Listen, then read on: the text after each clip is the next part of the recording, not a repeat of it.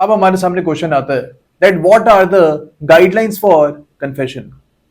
Confession जब make हो रहा होता है उस टाइम पे जो हमारे मजिस्ट्रेट होते हैं उनको कौन सी गाइडलाइंस को फॉलो करना चाहिए। अब मैं आपको सारे गाइडलाइंस को डिक्टेट करूंगा। आई विल स्पीक स्लोली, इसको आप अपने रजिस्टर में नोट कर लेना।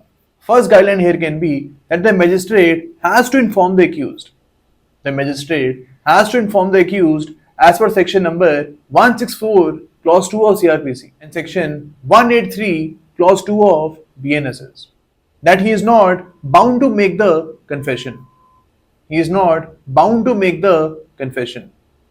यानी जो हमारे मजिस्ट्रेट हैं इनको एक्यूज को बताना पड़ेगा कि आप कन्फेशन देने के लिए बाध्य नहीं हो, बाउंड नहीं हो। क्या पता पुलिस ने एक्यूज को बोला होगा कि अगर आप कन्फेशन मेक नहीं करोगे in front of the magistrate then we will beat you. Okay, क्या पता एक्यूज्ड फियर में होगा।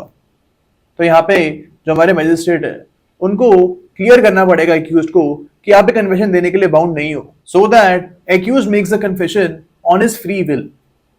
Accused makes the confession on his free will. Okay, तो फ्री विल इंश्योर करने के लिए कि एक्यूज के ऊपर कोई भी प्रेशर नहीं है, मजिस्ट्रेट यहाँ पे एक्यूज को कॉशन करेंगे। आप यहाँ पे ये भी लिख सकते हो that the magistrate will actually caution the accused. The magistrate will actually caution the accused but he will not discourage the accused. But he will not discourage the accused from making his confessional statement। यहां पे accused को आप discourage नहीं करोगे, सिर्फ caution करोगे कि जो स्टेटमेंट आप मेक कर रहे हो this can be used against you as well.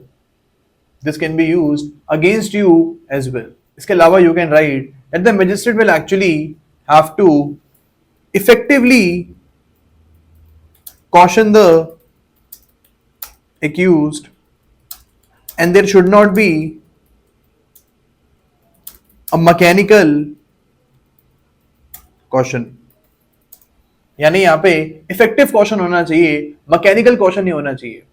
ऐसा नहीं होना चाहिए कि जो मजिस्ट्रेट हैं वो मैं ड्यूटी पूरी कर रहे हैं सिर्फ सो कॉशन करके। यहाँ पे मजिस्ट्रेट को प्रॉपर तरीके से उसको बताना पड़ेगा कि जो कन्फेशन स्टेटमेंट आप मेक कर रहे हो this can be used against you at the time of trial। Second guideline here can be that the magistrate has to actually ensure that the accused is making the statement on a voluntary basis. The accused is making the statement on a voluntary basis. CRPC and BNSS do not have CRPC and BNSS do not have effective guidelines. Do not have effective guidelines that the magistrate should follow. That the magistrate should follow to ensure voluntary character. To ensure voluntary character of the confession. And that is why the magistrate has to apply his judicial mind to ensure that the confession is made on a voluntary basis. अब magistrate कैसे ensure कर सकता है voluntary character को? यहाँ पे कुछ preliminary questions magistrate पूछ सकते हैं। The magistrate can ask some preliminary questions to actually ensure the voluntary character of confessions. For example, magistrate can ask that are you in fear? Are you in fear at the time of making the statement? इसके अलावा he can ask that were you beaten by the police officer? Were you beaten by the police officer to make this confession statement? इसके अलावा he can ask that whether the police officer forced you to make this confession statement. The answer to these questions will help the magistrate to find out that whether the confession is made on a voluntary basis or not. अगर for example accused यहाँ पे ये answer करता है that I was beaten by the police officer to make this confession statement, so in this particular case the magistrate will not record the confession.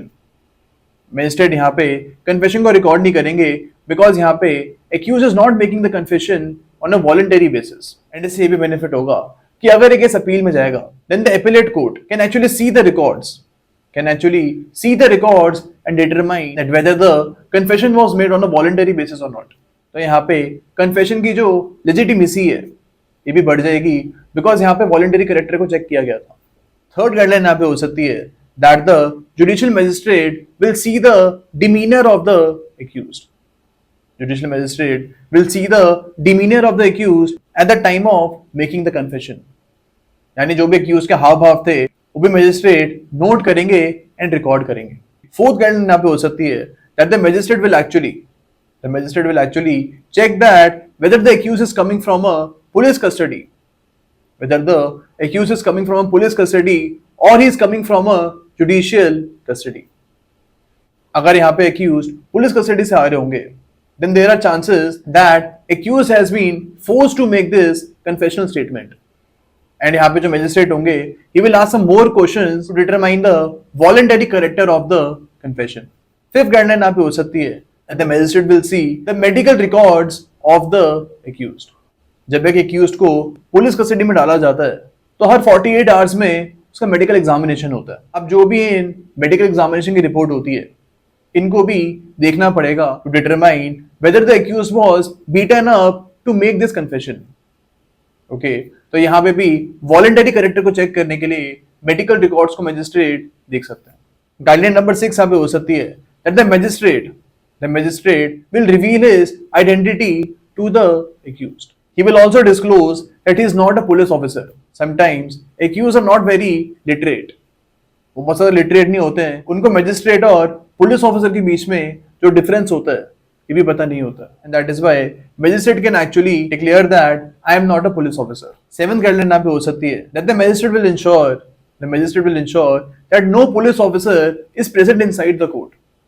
That no police officer is present inside the court at the time of recording the confession. जब confession record हो रहा होगा उस time पे कोई भी police officer court room में नहीं होने चाहिए to ensure that the accused is not in a state of fear. अगर पुलिस ऑफिसर कोर्ट में मौजूद होंगे then the accused can be in a state of fear. वो डर सकता है एंड यहाँ पे voluntary character of confession can be affected. यहाँ पे 8th गाइडलाइन हो सकती है that the magistrate will also tell the accused that he will not be sent back to the police custody. He will not be sent back to the police custody if he does not get his confession recorded. Section number 164 clause 3 of CRPC and section 183 clause 3 of BNSS जो है वो ये बात बोलता है कि अगर एक एक्यूज्ड कन्फेशन देने से मना कर देता है तो उसको वापस आप पुलिस कस्टडी में नहीं भेजोगे. अभी प्रोविजन इसलिए गिवन है कि अगर एक्यूज का बता दोगे कि वापस आपको पुलिस कस्टडी में नहीं भेजेंगे तो इससे जो फियर का एलिमेंट है वो खत्म हो जाएगा. वॉलंटरी तरीके से accused can make this confession. इसके अलावा you can write that the magistrate shall record the confession in an open court and chamber में इसको रिकॉर्ड नहीं करना चाहिए. अब यहाँ पे आई थिंक 11th गाइडलाइन हो सकती है that the magistrate shall not ask the questions of the nature of cross examination at the time of recording the confession. यानी यहाँ पे मजिस्ट्रेट ये नहीं चेक करेंगे कि क्यों सच बोल रहा है फिर झूठ बोल रहा है. इसके बारे में ट्रायल के टाइम में पता चल ही जाएगा. तो you can write that the veracity और truthfulness of the confession will be known at the time of trial, and that is why the magistrate shall only record the exact wordings of accused at the time of confession. यानी यहाँ पे magistrate अपने आप से कोई भी चीज add नहीं करेंगे, सिर्फ वो वही रिकॉर्ड करेंगे जो एक्यूज कन्फेशन के टाइम पे बोल रहे हैं. लास्ट गाइडलाइन यहाँ पे हो सकती है that if the accused is appearing to be mentally unsound. अगर हमको लग रहा है कि एक्यूज्ड मेंटली अनसाउंड है, in this particular case the magistrate will not record the confession and the accused will be sent to mental asylum और judicial custody. तो ये कन्फेशन की गाइडलाइंस आपको याद रखनी है.